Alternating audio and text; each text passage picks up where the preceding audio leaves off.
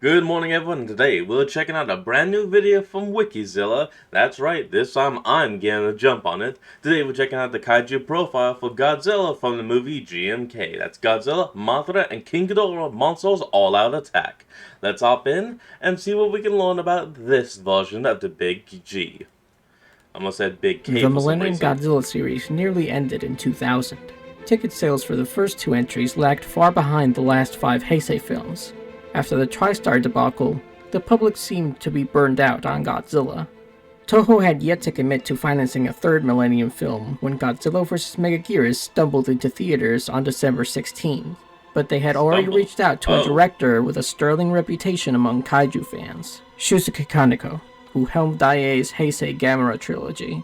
Having first asked Toho to direct Godzilla almost a decade a different kind of Big G, a big turtle ago, he wasn't about to let his chance fade out, impressing them with his vision for an overwhelmingly powerful, malevolent Godzilla with an equally powerful message. And that's the story behind GMK. Hey Kaiju fans, I'm Tatanalante, and I'll be presenting the Kaiju profile on the GMK Godzilla.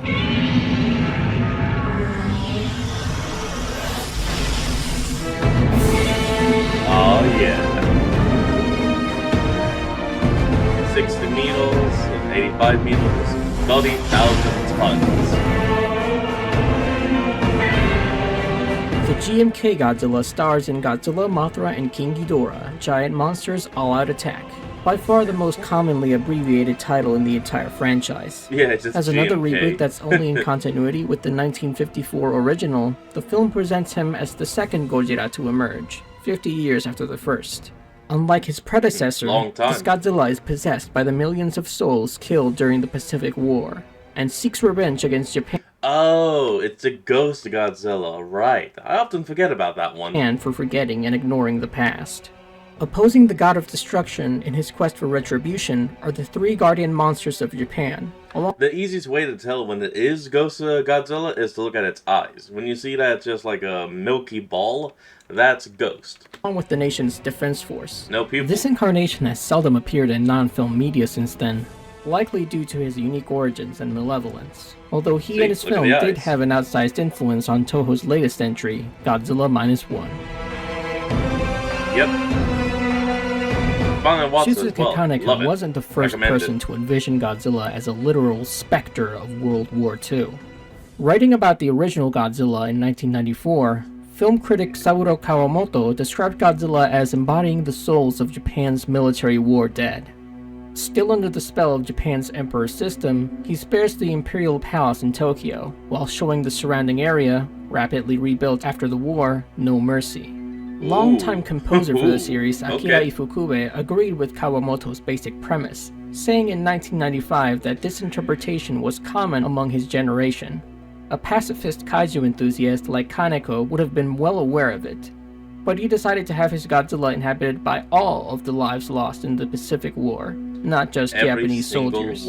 As the character Hirotoshi Isayama explains in the film, these restless souls drive him to attack Japan because its people have forgotten the mass suffering their country was responsible for during the war. Yuri Tachibana theorizes that while the Japanese soldiers amongst these souls don't seek Japan's destruction themselves, they are outnumbered by the souls from other countries, as well as Japanese victims of the atomic bombs.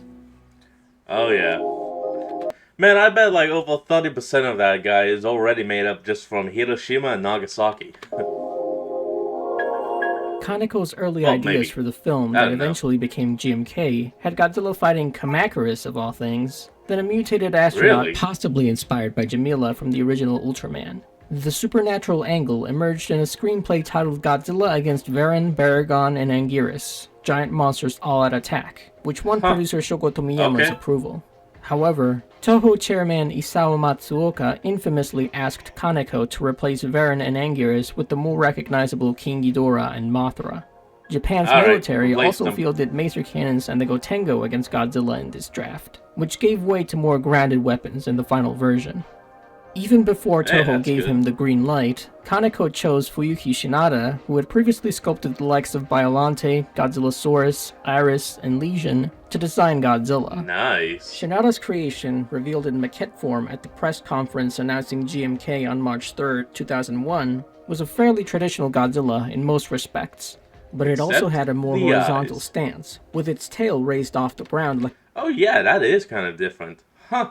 It's kind of like how most people are depicting the Tyrannosaurus and how it walked now. a real dinosaur, and completely white eyes. The Yeah, there latter it is. intended to make Godzilla more frightening and conspicuously supernatural.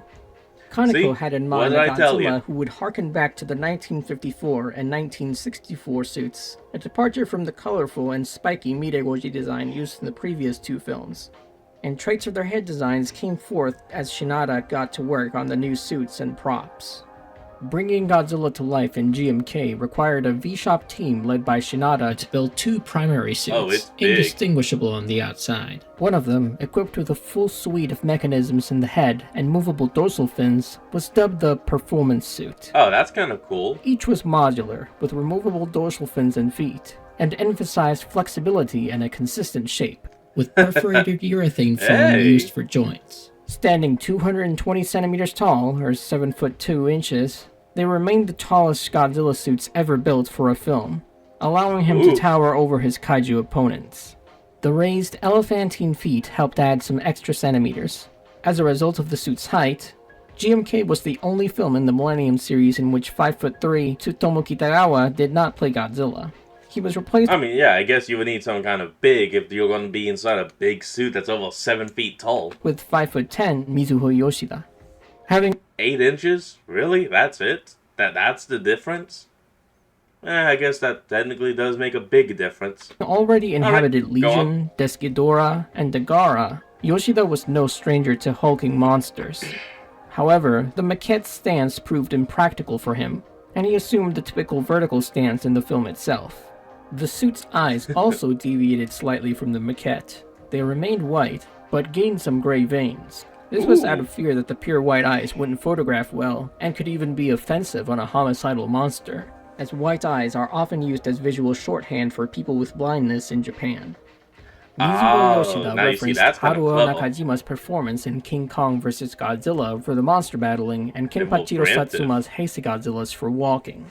To make the role his own, he tried to incorporate more hand movements, playing to the costume's strengths, and walked with his arms further away from his body, with his palms held down.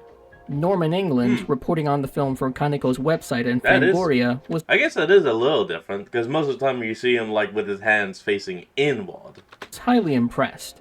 To describe Yoshida as simply a hard worker would be a disservice. He's not only channeling every ounce of effort into his performance, but is enjoying the hell out of it. When not playing You Godzilla, gotta have he's some fun. talking to someone about an upcoming shot, or he's off on the sidelines striking Godzilla stances and growling about the stage. A water suit was also made, and yet another briefly appears in the film, although it was empty and pulled by a crane.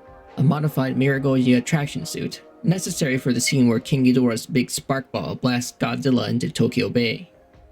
Other props included a bust animatronic with rings of fiber-reinforced plastic, FRP, inside the neck, a tail on a handle, what appears Neat. to be a standalone arm, a giant foot, Yes, just a random hand. Why? Just a random hand and a giant foot.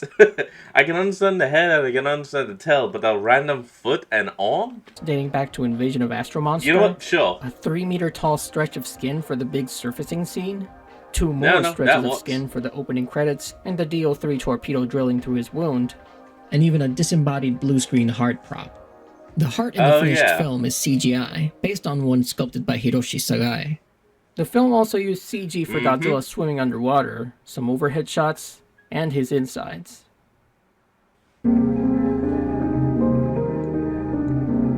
Oh, 19 hey, I know that sound. Womble used it. 1954, the first Godzilla devastated Tokyo.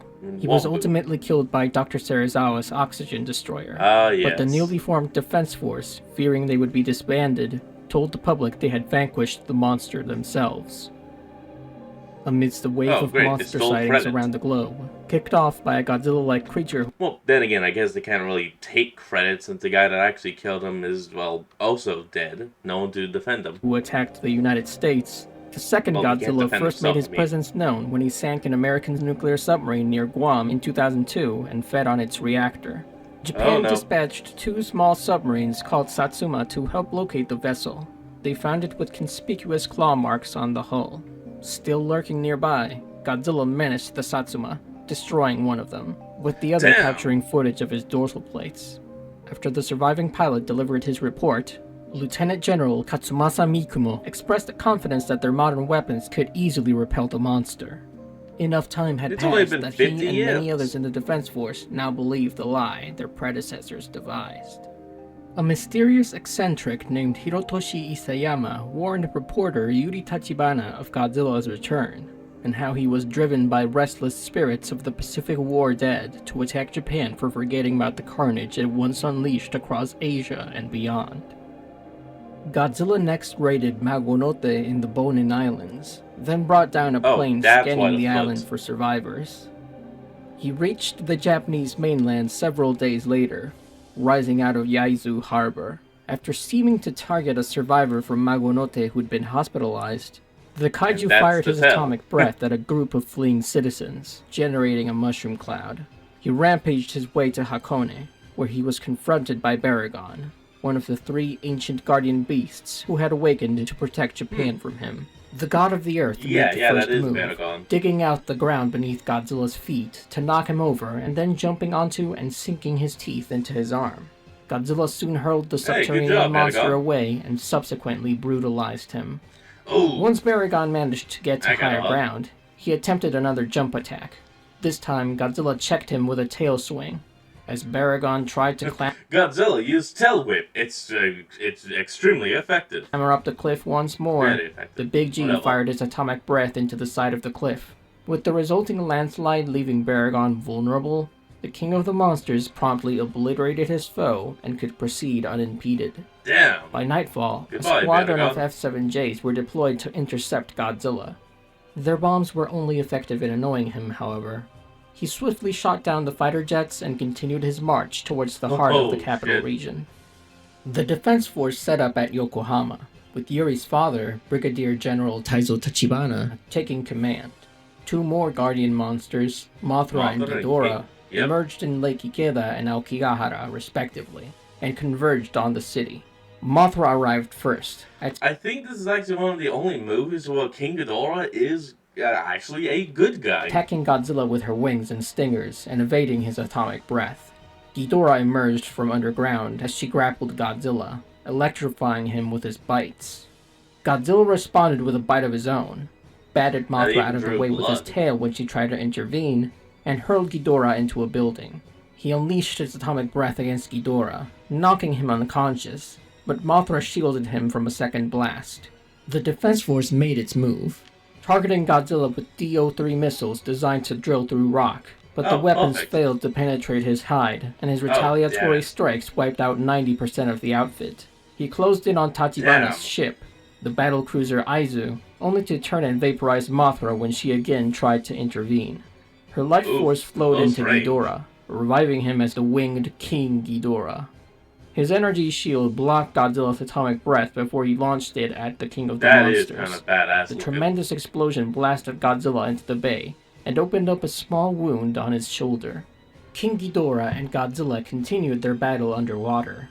Aizu launched 2 Satsumas armed with DO-3 torpedoes in the hopes of firing them into his wound, with one of the submersibles piloted by Taizo. At the last moment, however, Godzilla moved one of King Ghidorah's necks into the first torpedo's path.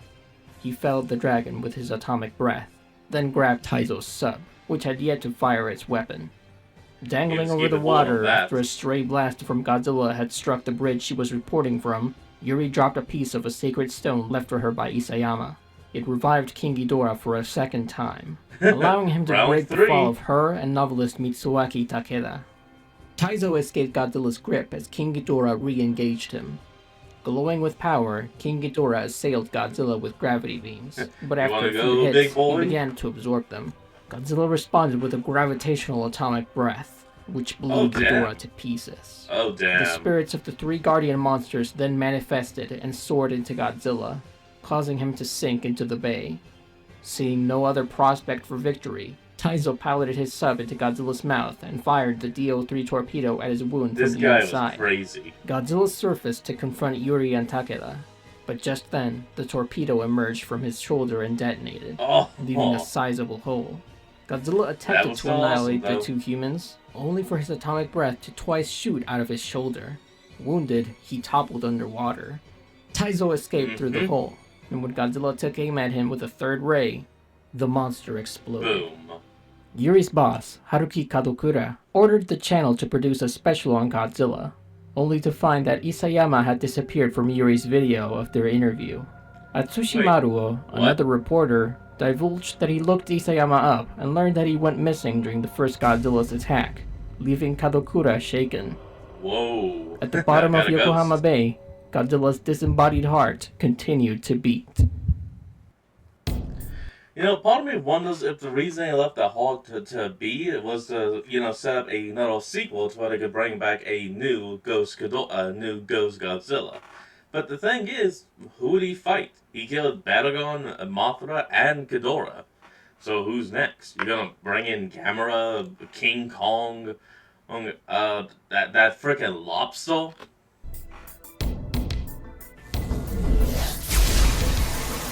Whereas the two previous Millennium Godzillas spewed a flaming orange heat ray, GMK brought back the blue laser-like beam.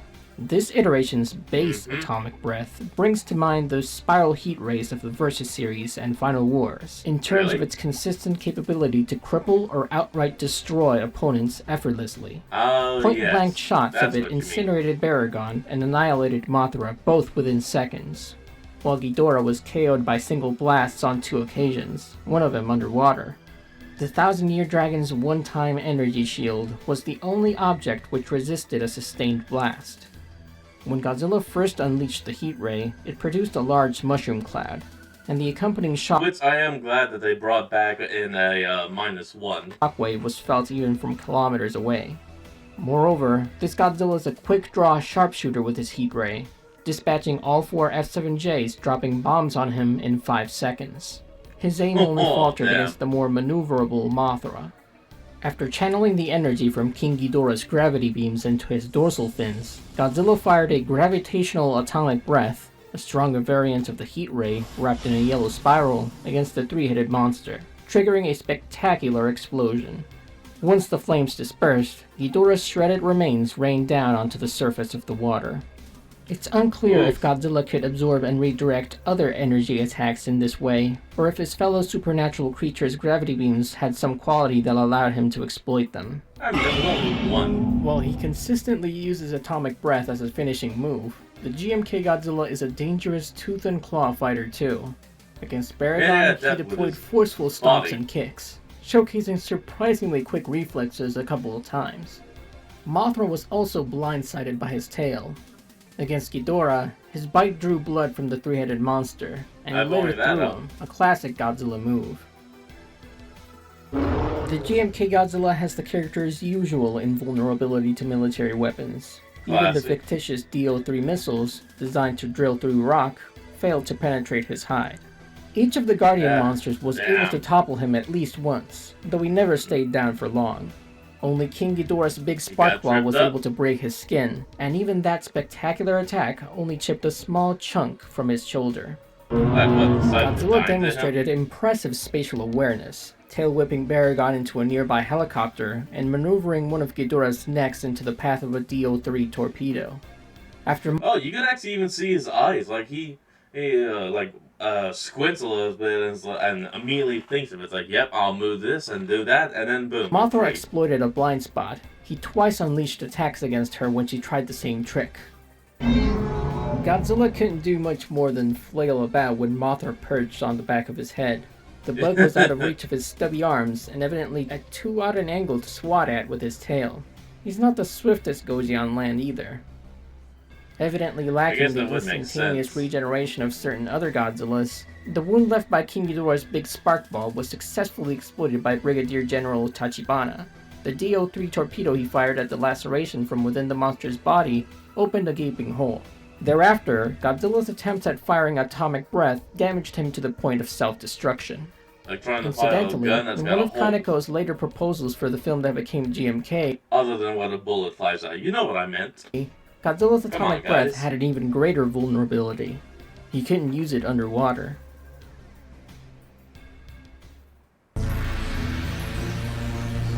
That's trivia. Back in the design section, we cautiously qualified the GMK Goji as being the tallest Godzilla suit used in a film. That's because there's one suit used for a licensed appearance of the King of the Monsters, which might be taller. Oh yeah, that's the one right. from the 2014 Godzilla Snickers commercial.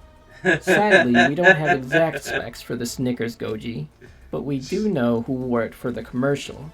Douglas Tate. Who would have thought that all you need to defeat a Godzilla is just a Snickles ball? Oh, come on. As well as his height, 6'4".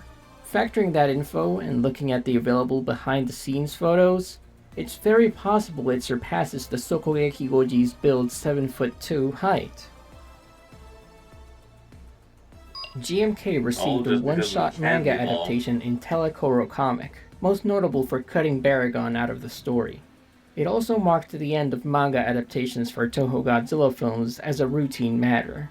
The only entry to receive the treatment since has been Planet of the Monsters.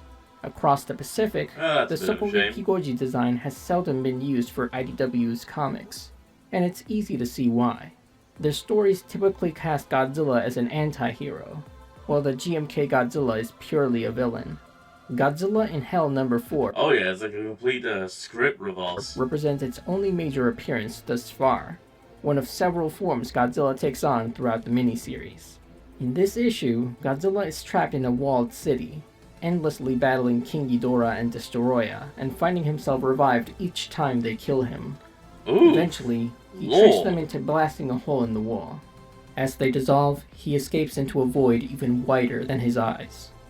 Oh Art damn. Adams also drew Sokogeki Goji for a Godzilla number 1 cover, and he's one of the Godzillas Rita Repulsa glimpses while trapped between realities at the end of Godzilla vs. the Mighty Morphin Power Rangers. Hey, that's actually kind of cool. The 2001 Godzilla and his co-stars were featured in an extremely obscure video game released before the movie even came out.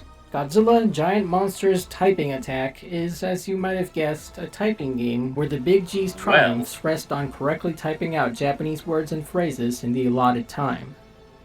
The 2D version of the ancient Java mobile game Godzilla Monster Mayhem put the GMK Godzilla on the title screen, Okay. despite the in-game sprite not resembling him.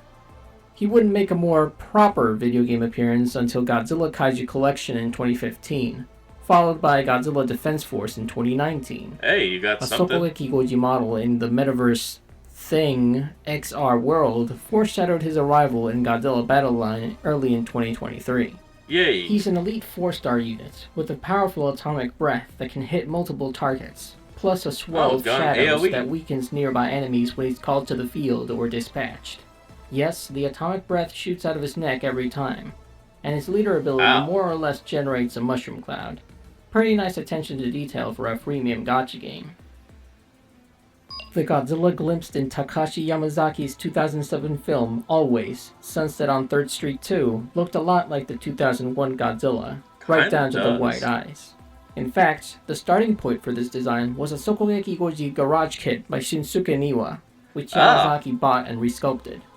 Toho gave him another crack at It legit designing is. Godzilla for the 2021 amusement park attraction Godzilla the Ride, Giant Monsters Ultimate Battle, and with Godzilla -1, his vision for the Big G seems to have reached its final form. GMK is one of Yamazaki's awesome. favorite Godzilla films, and he acknowledged it as an unconscious influence on the -1 screenplay. In both films, Godzilla's atomic breath creates a mushroom cloud, characters extol the virtues of having never gone to war. The finishing blow against Godzilla is dealt by a single pilot craft attacking him from the inside as he attempts to fire his atomic breath, and the final shot shows If you haven't watched -1, you are missing out, because that movie is so damn good. that a small piece of him is still alive. That wraps things up for the GMK Godzilla. Thank you for watching.